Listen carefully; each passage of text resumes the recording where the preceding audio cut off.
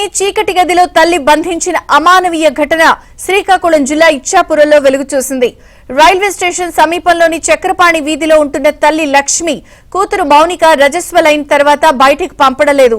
మూఢనమ్మకంతో 3 ఏళ్లుగా తన ఇంట్లో ఉన్న చీకటి గదిలో బంధించి ఆమెకు కావాల్సిన ఆహార పదార్థాలు, ఇతర అవసరాలను తల్లే సమకూర్చుతోంది.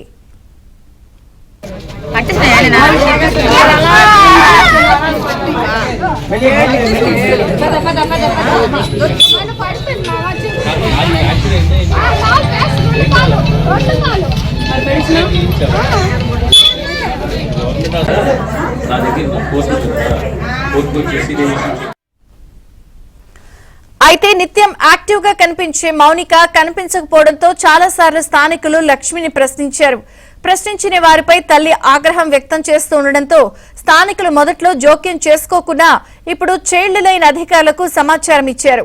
దీంతో పోలీసుల సహకారంతో రంగంలోకి దిగిన చైల్డ్ లైన్ అధికారులు లక్ష్మి ఇంటిని పరిశీలించారు. అక్కడ వారికి 3 ఏళ్లుగా చీకటి గదిలో బందీగా మౌనిక నడవలేని స్థితిలో కనిపించింది. దీంతో ఆమెను బయటకు తీసుకొచ్చారు. తల్లి లక్ష్మి మానసిక స్థితి సరిగా లేకపోవడంతోనే కూతుర్ని ఇలా చీకటి గదిలో బంధించారని అధికారులు చెప్తున్నారు.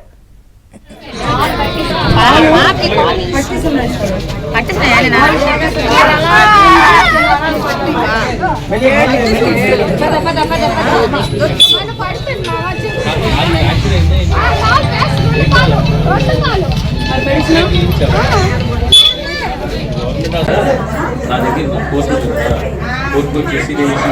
దగ్గర